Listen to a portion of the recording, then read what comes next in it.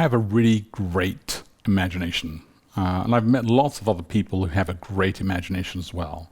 And it's great because it's if you're in a room with creative people, it's not hard to like come up with ideas and to create just not only new ideas, but actually to implement them as well. So I love not only creating ideas, but I love seeing them through as well. So it's just fun to use my imagination and to actually see people who are also really creative as well and to be in their presence.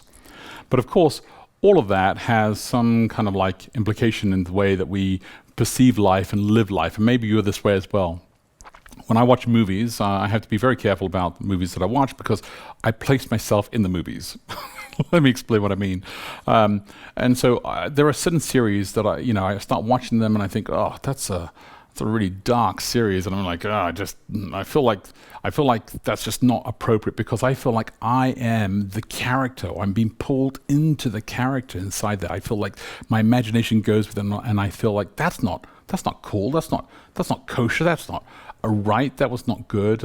I remember when the series House of Cards came out, and I started watching that and political drama, and I thought it was great at the beginning, and then I thought, that was really dark, and so I couldn't watch that. But then there are other movies that I just think are just fantastic. The other day, my oldest son and I, we watched Notting Hill, and I love Notting Hill. And there was one particular moment inside there where the two main characters are walking on this little promenade and this little park, and they're just walking late at night, and they jump over this fence and they walk into this park. Maybe you've seen the movie, you know the scene in particular, and immediately I remembered Becky and I, my wife and I, when we got together and how we were walking late one night until like early hours in the morning near Windsor and Ascot and that entire area in England, and we were just walking and I was like, that's just like the same vicinity, the same area, the same kind of like the area, and I thought, oh, just great memories. I love remembering. And I hope that you enjoy remembering as well. I think the power of remembering, the power of creativity and putting those two things together is really important. And with our one voice, I think that we should always use the ability to remember as much as we can and kind of pull those together. I have always used this metaphor, and I'll use this again, and I say that you can look at things in a Lego fashion as Duplo, just very simple, big, beautiful picture story, or you can use it as Technic, like that car behind me, and just say there's something very intricate and hidden and built inside there. So inside that car, for instance, there's a gearbox and paddle shifters, and there's an engine underneath, and it's fantastic. There's so much stuff inside it. But on the outside, it just looks like a beautiful Lamborghini. But inside, it's just hours of joy coming together. The word remember in the Bible is a very powerful word. It appears all sorts of places, and sometimes you read it and you just skip over it because you're just thinking it's just beautiful green chassis covering on the top bodywork. If you read the story, for instance, of the flood, and you read the story of Noah, you'll realize that the story is actually written in a chiastic structure. And a chiastic structure basically means that there's a pattern inside the story that is written so they can memorize it and recite it back. And so it came one particular way and it was mirrored in another particular way. And the central verse in the entire story of the flood, of Noah and his family and everybody else, and the water coming and the water receding, is just found right in the center there in Genesis chapter 8, verse 1. It says, and God remembered Noah. Isn't that just powerful? Isn't that just kind of epic, right? Because it basically says that in the midst of all that chaos, God remembers Noah. So then you have to ask yourself, every time the word remember comes up in the Bible, it must mean something. Remember the Sabbath day. There must be something inside there that's not just like remember it. There must be something else. I'll let you kind of think about that one and see if there's any other clues anywhere else inside the Bible that kind of like explain and kind of build that out. But I would look that up. I would look up the word remember and see how many times it comes up in the Bible and what the context is and how God remembers and how we call on God to remember us and what is the significance every time that comes up. There is something to be remembered. It's nice, right, when you meet someone and they remember you. And they remember you, and not like in a false way, like, oh, yeah, I remember you. Like, like, I have no idea when we met. They remember you. They remember something that took place, a conversation that took place, a moment that took place. I try to allow myself to soak in moments when I meet people, because I feel like they're worthy, and I want to treasure those conversations. And so I try to clock everything that's taken place around me, everything that they're saying, so that I will remember it. I may never speak to them again, but I want to remember that. I'd like to have that inside my brain, just locked away inside there. Good conversations and bad conversations.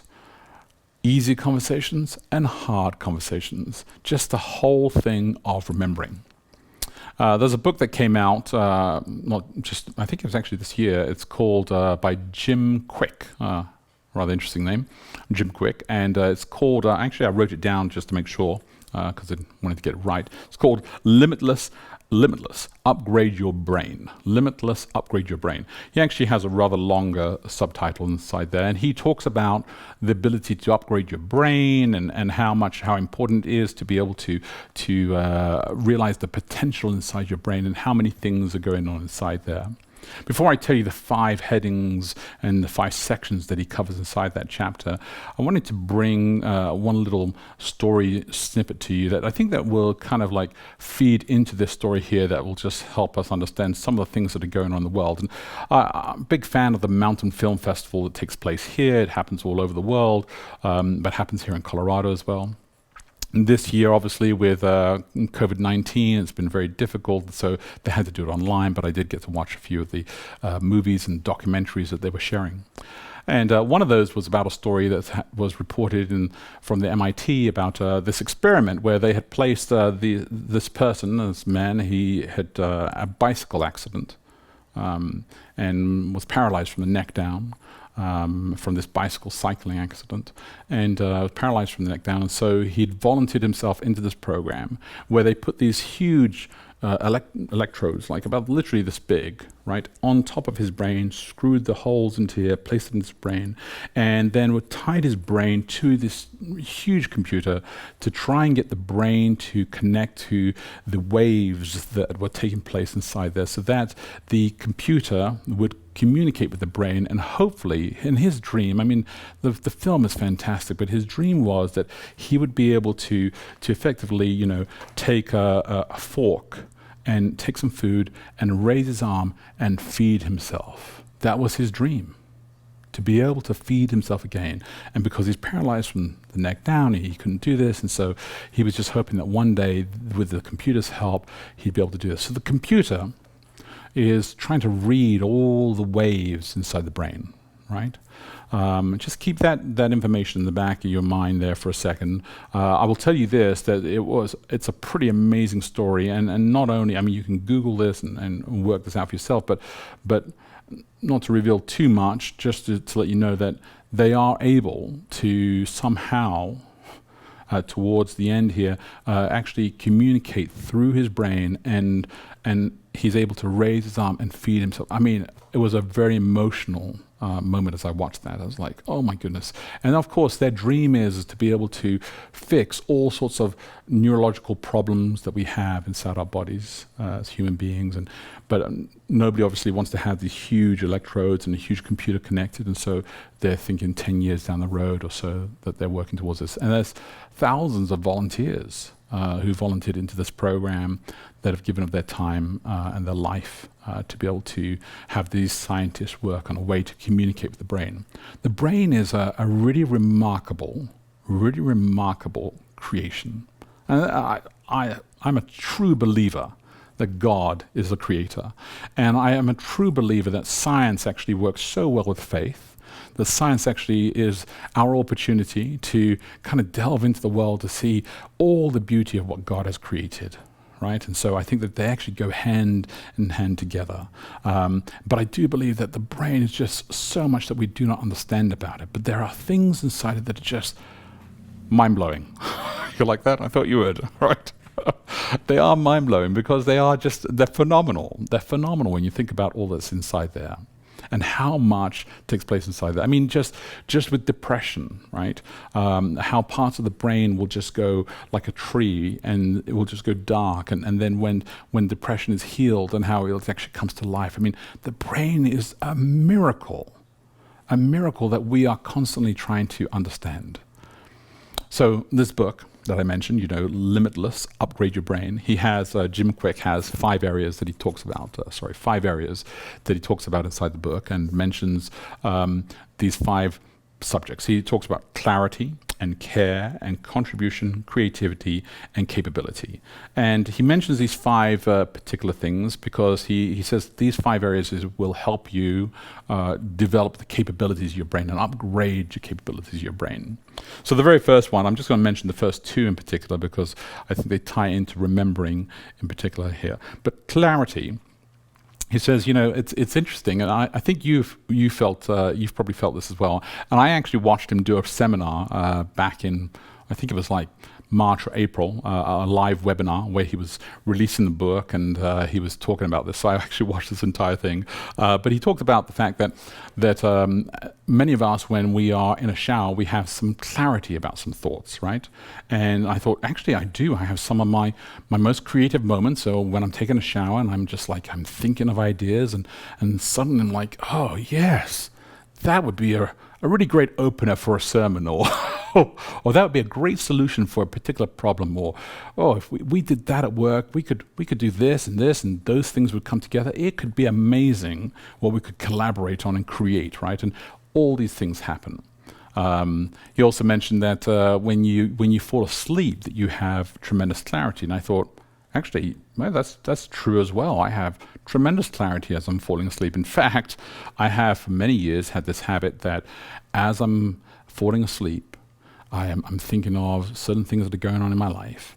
I'm talking to God about them. I'm processing them, and then I'm like, oh, what a great idea! What an incredible solution! And here's the thing: I have often thought to myself, I'll just do that tomorrow morning. Right? And then in the morning, I can't remember it at all. It was so good. I had like absolute clarity. So what I've done is I've actually had my phone next to my bed, and then I've taken my phone and I've like opened it up and written down the idea. But then what that does is the light just wakes me up, and then I'm wide awake, and I'm like, oh no. I'm like, now I'm wide awake. Might as well do a few emails and then I'll go back to bed, and then it's like this weird cycle all the time. So I've thought about, notepad, pencil, and all these kinds of things. But there is something about that. Now, they have all sorts of different waves that they've analyzed, and these are based on different megahertz of frequencies that have come out from our brain, and they call it the alpha wave, and the beta wave, and the delta wave, and the theta wave is this particular wave when we're just about, in the shower, thinking clarity, and we're about falling asleep, and also when we are praying. I mean, when we really are in deep prayer. And you know what the prayer I'm talking about? It's not the prayer where you're praying over your meal and saying, thank you, Lord, for the food, and thank you for life and family. I'm talking about the prayer where you're in dialogue with God, and you're honest with Him. And it's beautiful. And you pause, because you're not quite sure exactly what you want to say to God, but you pause because you want to listen.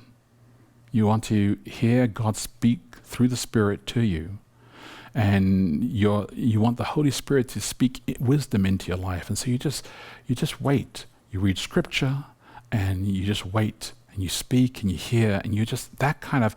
And they talk about that frequency that hurts is around that particular area there. It's just like that guy where the computer is trying to talk to the brain. I mean, there's so much we don't understand, right? But there is a tremendous amount of clarity that is possible inside there. My homiletics teacher, when I was at school, said that when I was at college, he said that we should write down all of our great stories. Anything that happens in our life, just journal about it, write it down. But when I was young, I was like, I remember everything. Foolish, I know, because I forget so much, so many of the rich experiences that we have. So now I tend to write down a lot more of things that have taken place in my life, just because they're stories of you and stories of myself and stories together that actually shape who we are. And we should pencil them down and put them in, because that's how we live through those moments together inside there. I think that clarity takes place inside there, and it's important. The second thing that Jim Quick talked about in his book Limitless: Upgrade Your Brain, he said there should be care. And he said the problem is with care, and just a quick snippet here, and I think it affects remembering, is that when you get up in the morning, our tendency is to pick up our digital device, our phone, whatever it may be, and he says what you're doing is you're reacting. And he said what you should do to allow your brain to be creative and to remember things is actually just do something that actually you're not reacting to, but actually that you are receiving and being blessed in, right? And I think there are these little spiritual disciplines that we have had for ancients for years, that we've been trying to teach people for so long, but I think maybe we need to redefine new language and call them something different so that people will maybe adopt these practices. As studying the Bible in the morning seems so boring and so out of touch, and praying seems so weird and so doesn't seem to work, and I don't know why people do it, but it's so powerful. So powerful if you started your day with that. And here's the other thing: Thomas Edison, the inventor, he actually was famous for saying that when you go to bed at night, he said, "I would tell my subconscious to work on a problem." I'm like, What about the biblical model of going to bed at night and never letting a problem fester away, but actually resolving that problem? Well, you're not resolving it, but at least talking about it and giving it to God. What if every night you went to bed and you actually handed your problems over to God and said, "God, I don't know what to do about these things," and you fell asleep talking to God? Radical, I know. And so as you wake up in the morning, you remember. Wow, you see that? You remember what you talked to God, and God talked to you in that theta state, or the delta state, right? The deep, deep sleep. And you wake up in the morning, you have clarity about how that was going. In fact, we would say, and I'm going to go one step further with this, and it's kind of radical, I know, it's beautiful. The day in creation story, right, that gives our identity, and that's actually what the story is all about: creation, Genesis, all that stuff. Moses, like, you guys, you don't know who you are. As humans, you've lost your identity. I'm going to tell you, God created you with his hands. He didn't command it. He created you. He molded you. He made you. And then he formed you, and then he put you into a practice of life, a rhythm of life. And your day begins when the sun goes down. Your day begins at night time, and then you wake up. God has worked on half of your day. So if you go to bed at night, and this is why it's important to go to bed early. I mean, we're like, I don't want to go to bed early. Go to bed early. Sleep earlier in the day. Get up early in the morning, because the daylight, as soon as the sun rises, as early as you can, the earlier you can get up, the better it is. The sharper your mind, the quieter it is. The more you will be able to remember and say, God, work on the first part of the day. I'm going to go to sleep. You handle it for me. So you effectively begin your day at night, which is what we call sunset. And so the sun sets and the day begins, and that's the evening and the morning, and that was the day, right? I know it's radical, right? Because we only talk about Sabbath in this way, as some of us do, but I'm truly telling you that actually it's every single day begins with night and then it goes to the day. There's a rhythm to the life. This is how we redefine, and this is how we actually remember who we are.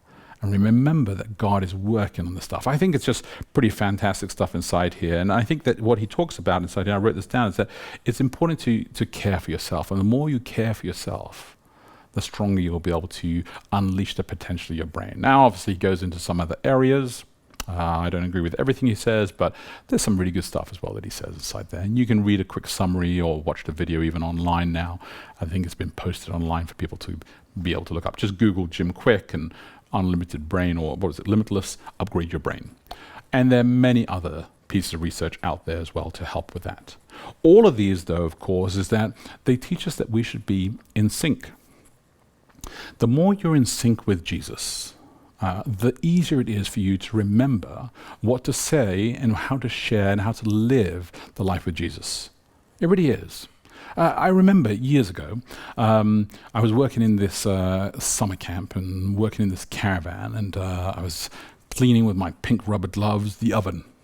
And I was the only person on the side. I was the warden as well. And suddenly there was a tap on this little plastic glass of the caravan window. And this man was standing there. And he said, hey, this Christian camp? And I said, yes, it is. And he said, great.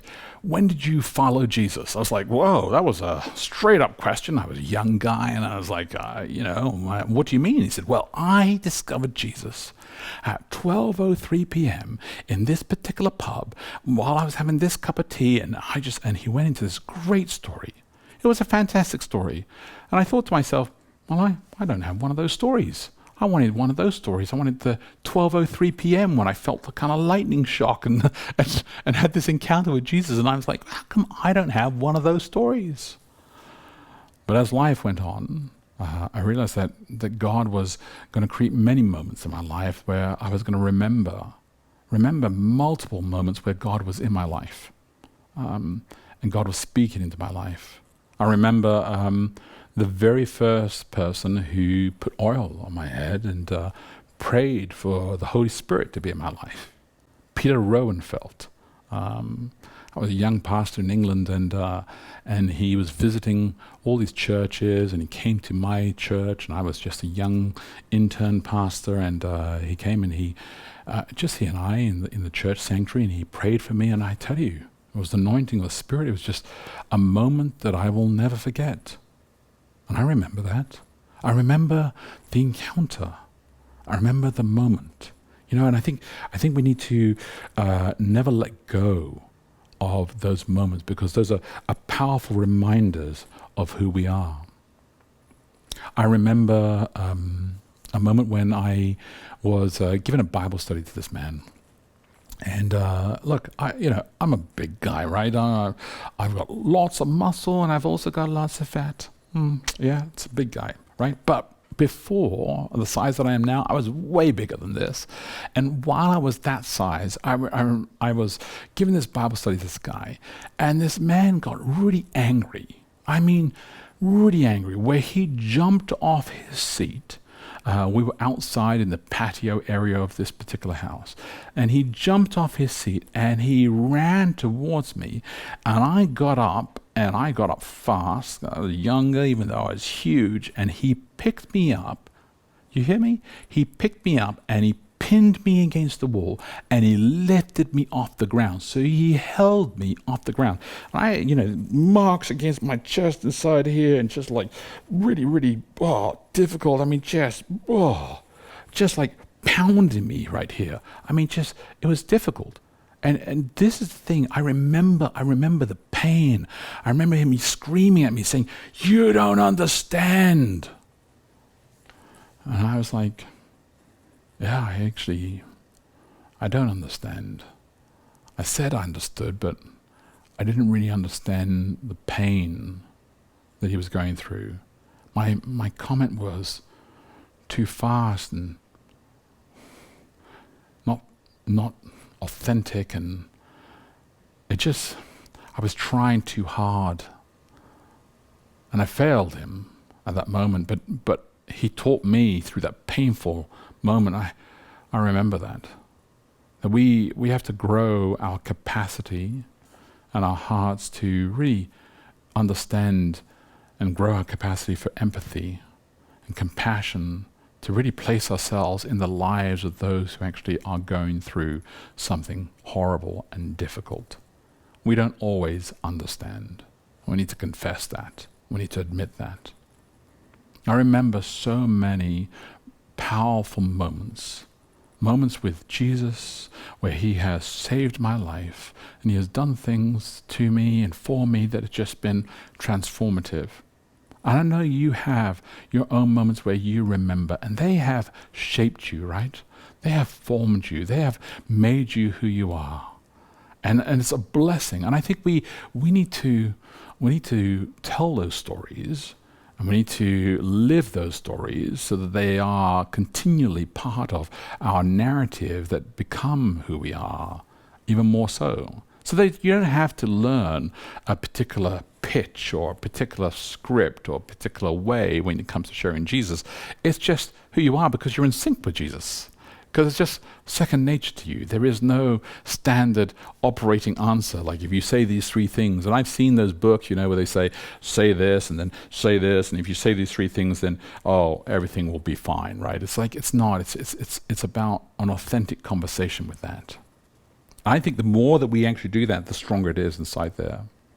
When you get to the book of Acts, Acts chapter 26, actually, towards the end here, Paul's, on his mission. He wants to go to Rome. He wants to go see Caesar. Well, at this point, though, in Acts chapter 26, he's now standing before Agrippa. And Agrippa says to him, look, you have permission. This is what it says in Acts chapter 26, verse 1. It says, and Agrippa said to him, you have permission to speak. And then Paul stretched out his hand and made his defense. And it's actually a pretty fantastic encounter here because, Paul could have said anything.